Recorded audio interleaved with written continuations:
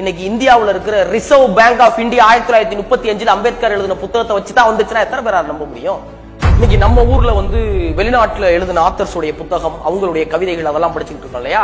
அமெரிக்கால இருக்கிற கொலம்பியா யூனிவர்சிட்டியில வெயிட்டிங் ஃபார் எ விசான்னு ஒரு புத்தகம் அம்பேத்கரால எழுதப்பட்டது இங்க சிலபஸா இருக்கு.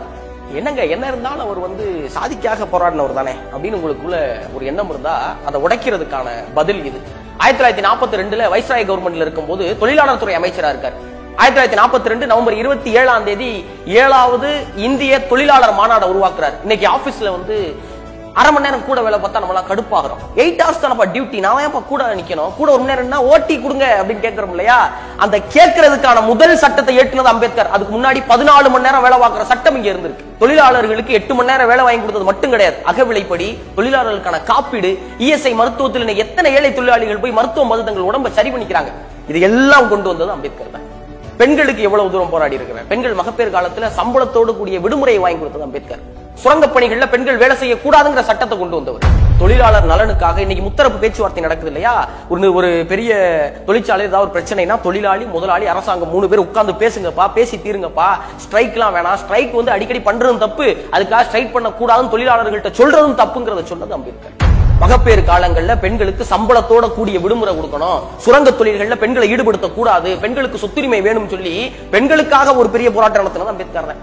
ஒடுக்கப்பட்ட மக்களுக்காக அம்பேத்கர் குரல் கொடுத்தார். ஆமா, அது சாதியால ஒடுக்கப்பட்டவர்களுக்காக மட்டும் கிடையாது. சமுதாயத்தில் ஒடுக்கப்பட்டவர்கள், பாலினத்தால ஒடுக்கப்பட்டவர்கள், சாதி சமநிலை இல்லாம ஒடுக்கப்பட்டவர்கள், எங்கெல்லாம் ஒடுக்கப்பட்டவர்கள் இருந்தாரோ எல்லாருக்கும் போராடினவர் தான் அம்பேத்கர். நாக்பூர்ல ஒரு கான்பரன்ஸ் நடக்குது, அதுக்காக அம்பேத்கர் கிளம்புறாரு. வீட்டு வாசல்ல ஒரு 3 வயசான பாட்டி நின்னுகிட்டு இருக்காங்க. நின்ன பாட்டியை ஒரு மாலை எடுத்து அம்பேத்கருக்கு போட்டு, நீ நல்லா இருக்கணும் சாமி அப்படிங்கிறாங்க. அப்புறம் கேட்கிறாரு, என் கூட கான்பரன்ஸ் வந்தா என்ன அப்படின்னு கேட்கிறாரு. இல்ல, கான்பரன்ஸ் வரவங்களுக்கு கிட்ட காசு இல்லை அப்படின்னு 3 கிழவி பரிதாபமா சொல்லுது. அந்த மாலை வாங்க மட்டும் ஏது காசுன்னப்ப அந்த கிழவி வச்சுச்சான், 1 மாசம் விறகு ஒட்டி எல்லாரும் காசு சேர்த்து உனக்கு மாலை வாங்கணும் சாமி, நீ நல்லா படிக்கணும், நிறைய படிக்கணும், படிச்சு எங்க பிள்ளை எல்லாம் காப்பாத்தணும் சாமி. உடனே கண் கலங்கி அந்த வறண்ட கைகளை பிடிச்சிட்டு சொல்றாரு அம்பேத்கர், உங்களுடைய அடுத்த தலைமுறைகளுக்கு கிடைக்க வேண்டிய அத்துணை உரிமைகளும் கிடைக்கும், உங்களுக்கான கல்வி கிடைக்கிறதுக்கு நான் கடுமையா பாடுபடுவேன், அப்படி இல்லைன்னா துப்பாக்கியால சுட்டுக்கிட்டு செத்து போயிருவேன் கொடுத்த சத்தியத்தை மிக நிச்சயமா காப்பாற்றணும் அம்பேத்கர். 2010 அமெரிக்க அதிபர் பராக் ஒபாமா இந்தியா வராரு, நாடாளுமன்றத்தில் பேசுறாரு. பேசி முடிக்கும் போது சொல்றாரு, நீங்கள் எங்க இருந்தாலும் சரி, எப்படி இருந்தாலும் சரி, வாழ்க்கையில் வெற்றி பெறலாம் என்ற நம்பிக்கை எனக்கு கொடுத்தவர் அம்பேத்கர் சொல்லி அம்பேத்கரை கோட் பண்ணி தன்னுடைய பேச்சை முடிக்கிறார் Obama.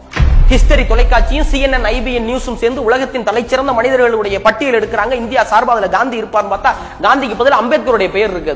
2004 Columbia university top 100 scholars in this world, உலகத்தின் தலைச்சிறந்த படிப்பாளிகள் பட்டியல் எடுக்குது. அதுல முதல் பேரு அம்பேத்கருடைய பேர். இந்தியாவில இருந்து லண்டன் போய் பாரிஸ்டர் பட்டத்தை நிறைய பேர் வாங்கியிருக்காங்க. காந்தி வாங்கியிருக்காரு, நேரு வாங்கியிருக்காரு, தலைச்சிறந்த தலைவர்கள் எல்லாம் வாங்கியிருக்காங்க. ஆனா இந்தியாவில இருந்து ஒருத்தருக்கு கிரேஸ் இன் அப்படிங்கிற பாரிஸ்டர் பட்டம் கொடுக்கிற அலுவலகத்துல ஒரு அறையும் புகைப்படமும் வச்சிருக்காங்கன்னா அது அம்பேத்கருக்கு மட்டும்தான்.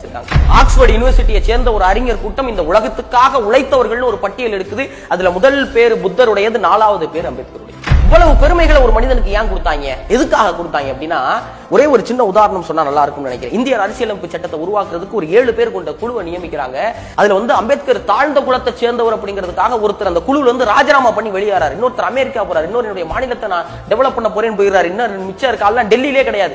7 பேர் கொண்ட குழு செய்ய வேண்டிய வேலையை ஒரே ஆளா இரவு புகழ் பாராம முழிச்சு செஞ்சு உலகத்தின் மிகப்பெரிய மிக நீளமான அரசியலமைப்பு சாசனத்தை உருவாக்குனார் பாத்தீங்களா? அதுக்கு நாடாளுமன்றத்தில் பாராட்டு வாங்கினார் பாத்தீங்களா? அதனாலதான் அம்பேத்கருக்கு இவ்வளவு பாராட்டுகள்.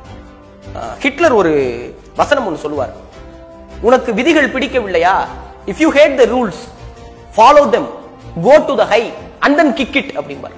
உங்களுக்கு விதிகள் பிடிக்கவில்லையா, அதை பின்பற்றுங்கள், அதன் உயரத்துக்கு செல்லுங்கள், பிறகு திரும்பி அதை மிதியுங்கள் அப்படிம்பார். ஆனா அம்பேத்கர் என்ன செய்யறார் தெரியுமா? உங்களுக்கு விதிகள் பிடிக்கவில்லையா, அதை கடைபிடியுங்கள், அதன் மேல் செல்லுங்கள், பின் அதை திருத்தி எழுதுங்கள் அப்படிங்கிறார். நல்லா படிச்சீங்கன்னா உங்களுடைய வாழ்க்கையை மட்டும் கிடையாது, தலையெழுத்தையும் திருத்தி எழுதலாம். அது உன்னுடைய தலையெழுத்து மட்டும் கிடையாது, ஒடுக்கப்பட்ட மக்கள் அத்தனை பேருடைய தலையெழுத்தை நீ ஒரு ஆள் எழுதலாம் தான் எழுதி காமிச்சதுனாலதான் அம்பேத்கரை இளைஞர்களுடைய தலைவரா பார்க்கணும் அப்படின்னு ஆசைப்படுறேன். அம்பேத்கரை போல நிறைய படிங்க, அதுக்கு முன்னாடி அம்பேத்கரையும் படிங்க, அதுக்கப்புறமாவது புரிந்து கொள்ளுங்கள். அவர் வெறும் சாதிய தலைவர் இல்ல, சாதிக்கணும்னு காத்து கொண்டு இருக்கிற இந்த இளைஞர் கூட்டத்தின் மிகப்பெரிய தலைவர் அம்பேத்கர்.